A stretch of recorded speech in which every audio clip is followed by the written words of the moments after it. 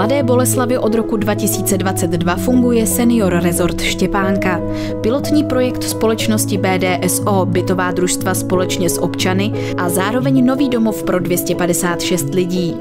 Unikátní koncept projektu Štěpánka staví na podobných a osvědčených konceptech ze Spojených států amerických a Británie. Snoubí v sobě vysoký standard společného bydlení seniorů ve spojení se zdravotnickým servisem, službami, nabídkou volnočasových aktivit a s dosažitelným financováním. Resort byl navržen podle aktuálních trendů kvalitního bydlení s důrazem na dlouhodobou udržitelnost budov i celého areálu. BDSO přináší myšlenku spolupráce s občany a obcemi na výstavbě bytů.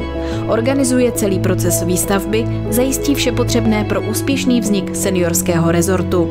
V obytném komplexu naleznete 3 typy bytů: 1KK, 2KK a 3+KK.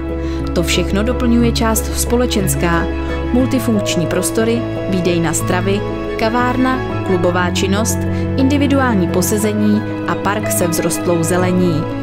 Služby v seniorském bydlení představují lékaře geriatra, zdravotnickou odlehčovací péči se 24hodinovým dohledem a denním stacionářem.